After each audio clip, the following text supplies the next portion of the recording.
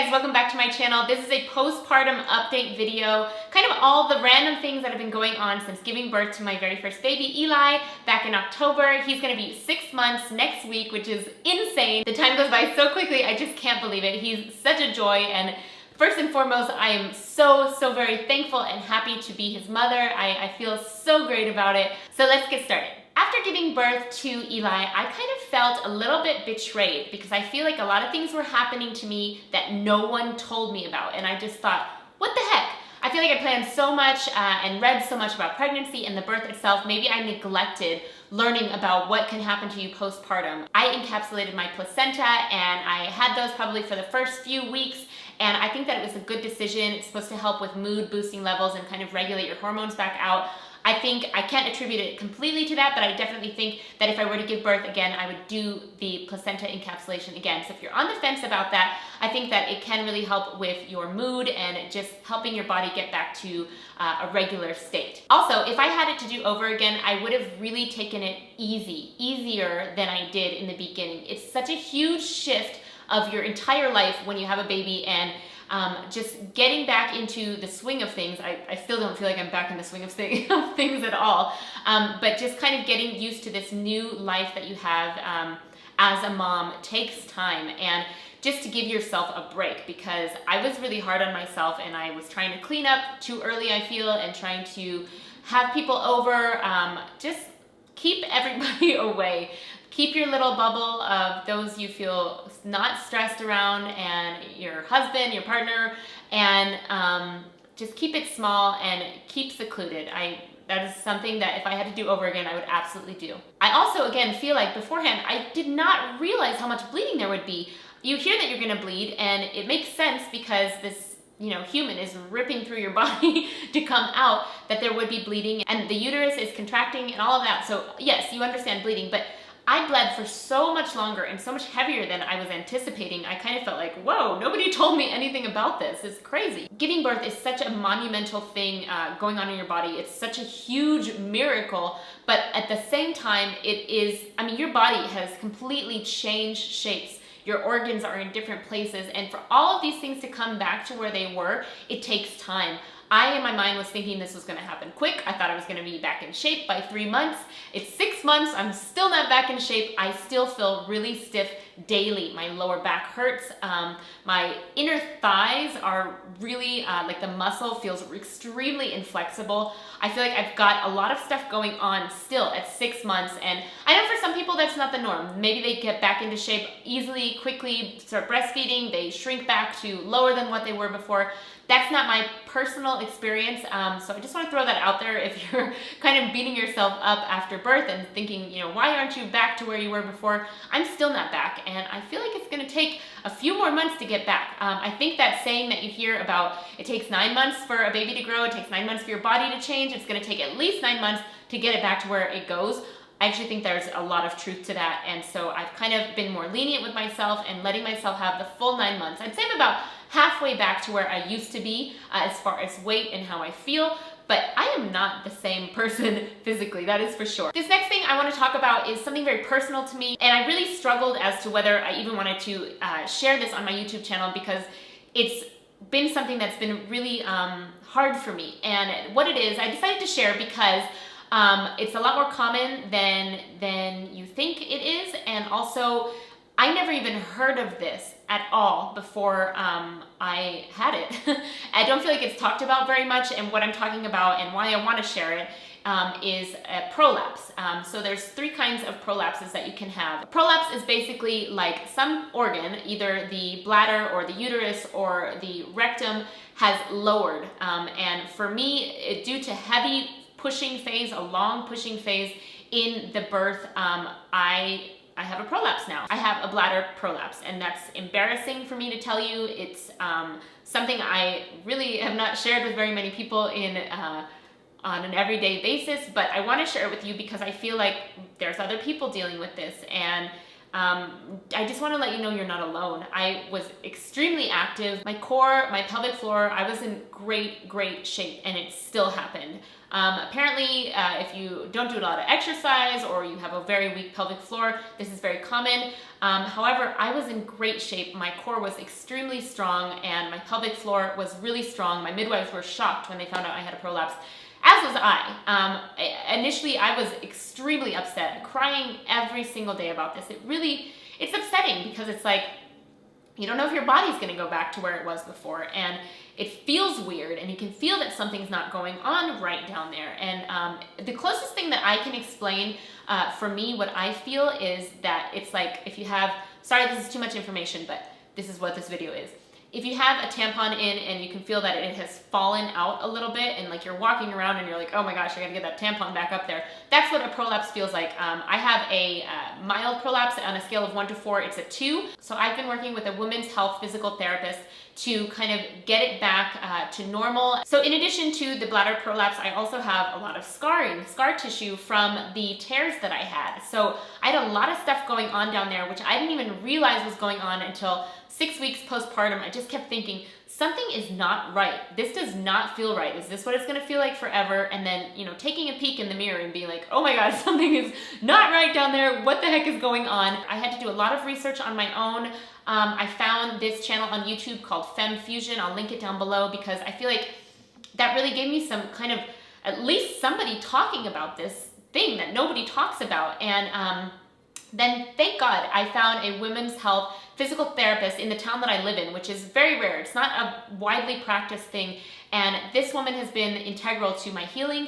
I'm not 100%. I don't know if it will go back 100%, but she's really helped me a lot. She's given me a series of exercises, which include Kegels. She's done a lot of exercises to strengthen my core again, because basically you can't do ab exercises anymore. Anything that you would like to do, I can't run right now, but I'm hoping that I'll be able to go back to all those things in time. I'm giving myself a full year, and I'm diligently doing the exercises that the women's health physical therapist has prescribed for me. In addition to that, with all the scar tissue, there's been a lot of manual manipulations. A strange topic, I know, but I just want to talk about it because it's a real thing. It does happen to people, and if it's happening to you, don't despair. I know that it can be scary. You think that everything is going wrong. You're never going to have sex again. You're not going to be able to run. You're not going to be able to dance. You're not going to be able to do any of the things you did before. And believe me, I've gone through all of that.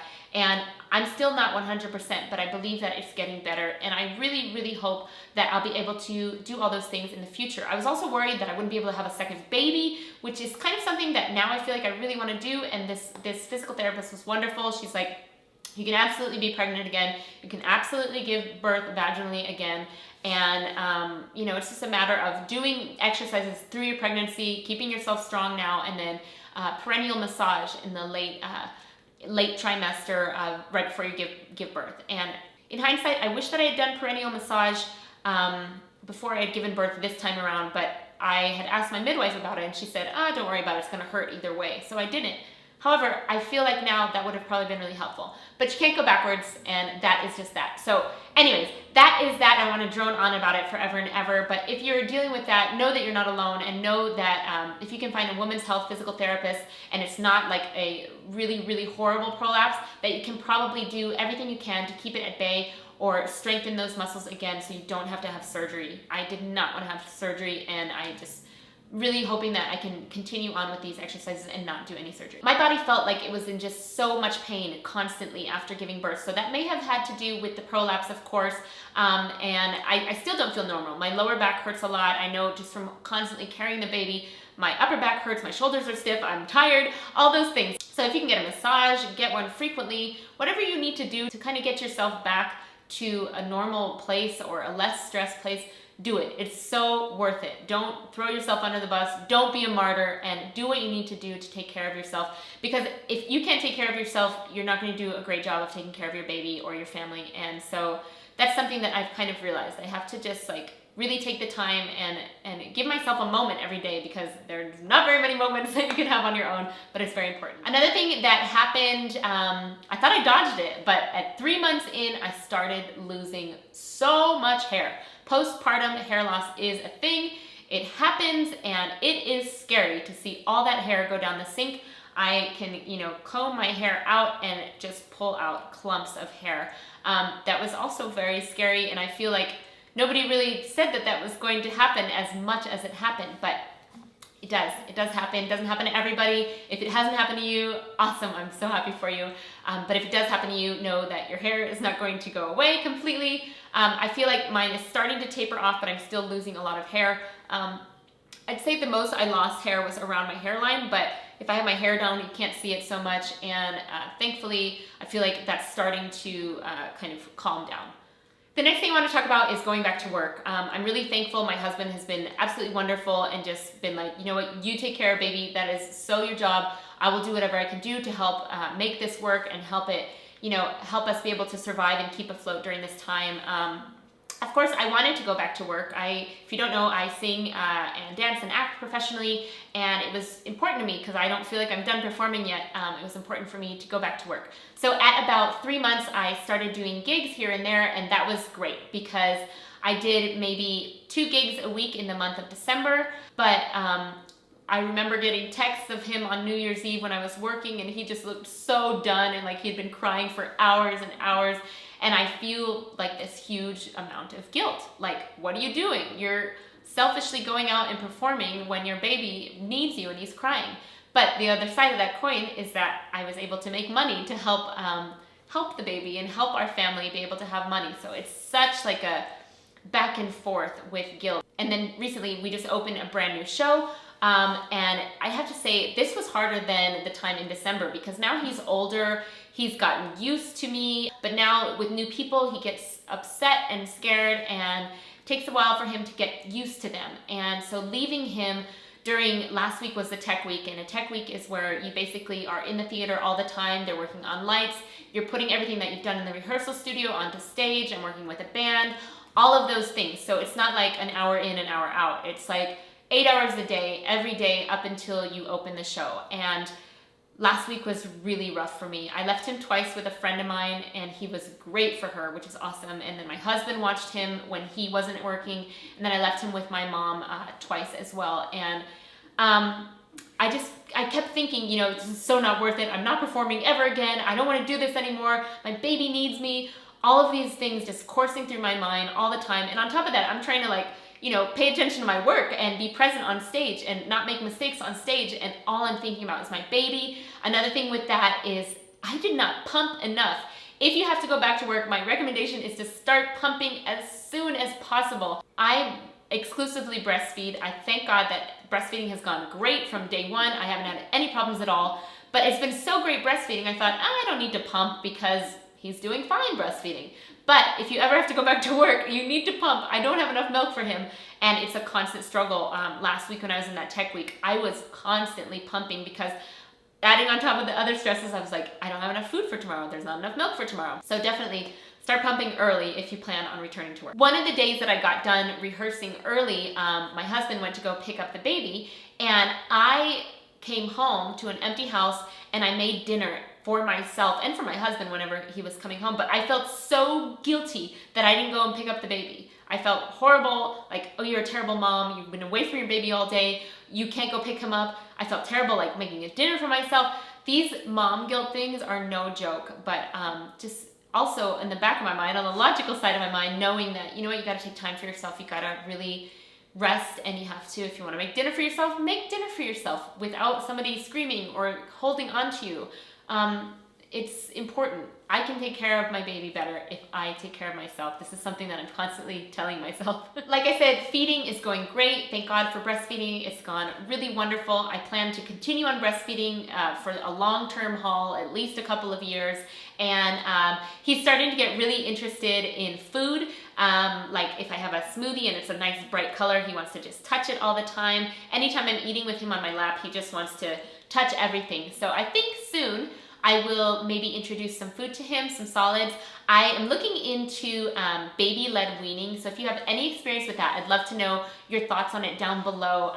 It seems like a really logical approach. It's basically giving a baby strips of food or things that they can grab themselves and try, as opposed to mashing it up or making it a puree. So I'm definitely looking into that. I feel like that's another kind of, you know, direct to the point, just in the same way that the diaper free is direct to the point. You don't have to retrain potty training. You don't have to retrain eating different kind of food if they're doing the baby-led weaning. So let me know if you guys have any thoughts on that. I'm totally looking into it, and I think that's what I will be doing whenever I do feel ready for him to have some solids. Regarding sleeping is still an issue for sure. I just, my heart breaks. I cannot for myself do just leave him in the room and cry it out. I feel horrible. I know that's not how everybody feels, and to each their own, but I read a book called The No Cry Sleep Solution, which was really helpful, but I still feel that my job as a mom is to take care of him when he's crying, and if he wakes up in the middle of the night, that's what I'm doing. So I'm still doing that. I'm breastfeeding in the middle of the night. We've had some great sleep. It's gone really, really wonderful, and then when we got to 4 months, it went down like bad. It got horrible, and I was waking up probably every hour and a half to 2 hours, and that was awful, awful, awful. But since then, it's gone back up. It's getting better and better. Right now, he's taking consistent naps, which I think are such a big key. He takes about an hour and a half or 2 hour nap in the morning, and then a second nap in the afternoon, maybe like an hour or half hour sometimes. And that second nap is normally when we're going on a walk. He'll be in the stroller, and then he'll just fall asleep. I think that napping is really key. I feel like nobody told me that the more a baby naps, the better they sleep at night. So I was trying to not let him nap very much during the day, and then at night he was a terror. So I definitely recommend getting on a good nap schedule. It really does help the nighttime sleeping. Right now he's waking up 2 times a night. He wakes up at about midnight, and he wakes up at 5. Last night was terrible, so last night excluded, but that's how it's kind of been. And 2 times a night for me is totally doable. I feel like I have enough sleep. And then if I need to sleep, I'll take a nap with him in his morning nap, and that's totally doable. I don't know if we're going through another change here. We shall see. This is something that is a bit controversial. He is almost 6 months old, and I'm still swaddling him. He's not rolling in his sleep, but he is rolling like during playtime and stuff. He loves the swaddle. I've tried not swaddling him many times for night, and it is not working at all. So I'm just gonna let him stay swaddled for a little bit longer. So I think that when it comes down to it, we'll just have to make the best choices for our own individual baby. I've come up against a lot of flack about that from family members, but that's okay. Everybody's different, and right now this is what's working for us. And you know, he's not going to be 20 years old and swaddled, so I'm not too worried about it. And the biggest adjustment about being a mom, there's so many wonderful things, but you will not have the time that you had before. That was probably my biggest struggle getting through, realizing that, oh my gosh, my life is no longer my own. And it's a wonderful thing. I'm happy to share it with him. I'm so blessed to be a mom. I love being a mom. It's like, feels like part of my purpose for who I am on this earth is being fulfilled. And I absolutely love that. But on the other side of that, you do not have time for yourself. That is for darn sure. So just trying to figure out this new schedule and this new way of being, while being an attentive mother to him and while being focused and present with him, but then also taking those pockets of time to exercise, which is something that's very important to me and that I miss a lot. I definitely can't do it as much as I want. Time to work on videos, which I really enjoy doing as well. I don't have as much time for that. So figuring out how to schedule things differently. Also cleaning, tidying up every single day is key for me. If I just tidy up every day, maybe 20 minutes a day, I feel like I can keep on top of the house, keep on top of the laundry. If I let it pile up for a couple days, forget it. It's out of control. And then the last thing I want to say, which I found humorous, somebody asked me the other day, oh, you're feeling back to yourself yet? And I just kept thinking, no, I'm not at all back to myself. I don't think I will ever be back to myself. My body does not feel back to normal. I don't know if it will feel back to normal. My mind is different. The way I look at things is different. The way I approach everything is completely different. I have a new self, and I think that I would hope a lot of moms can relate to that. You know, it's crazy. Like, I thought that before I was tired or when I was tired, oh, it was so hard. I had no idea what tired was, like none. But somehow, just that natural maternal instinct, you get through it. You really, really do. I don't want this video to come across complaining in any way. I'm really thankful for this opportunity. I feel like it's grown me as a person, and there's a lot to juggle. I have mad respect for single mothers, for mothers with more than one child. Like, that's a lot. It's a hard job, but it's so worthwhile. And then the last thing I want to talk about is the relationship in your marriage. It feels like this person that I was so close to is very far away now. You know, baby becomes the first priority, and baby should be the first priority, but trying to figure out how to balance that again. And my husband has been wonderful. Chris, you're amazing. Thank you so much for being such a great husband and a wonderful father. It's unbelievable. But trying to figure out how to get that relationship back on takes time, takes practice, takes both parties wanting it. And this is just a new part of our marriage, and I know that we're gonna get over this hurdle because we both want to, and we both want to try. So yeah. So those are my thoughts for what I'm going through postpartum. And you know, it's a completely life-altering thing, having a baby. It's nothing to be taken lightly, but on the other side of the coin, it's one of the most amazing things, the most amazing thing I've ever done. I'm so happy to be a mom, and I love this boy so much. I can't wait to see him develop, and it's amazing. Every single day he surprises me with something. I love when he's laughing. I love when he's crying. I love when he's doing everything. He's doing such a great job learning how to do diaper-free, and he's just great all around. I think every mom probably says that, but I have to brag on my little boy a little bit. I just love him. So thank you guys for watching this video. Please subscribe if you're not already, and let me know if you want to see more kind of this side of my life. I know my channel is about veganism, but this is part of me too, and if you like this kind of video, let me know, and I can, you know, share this part of my life with you a little bit more. So thank you so much for watching, and I'll see you in my next video. Bye.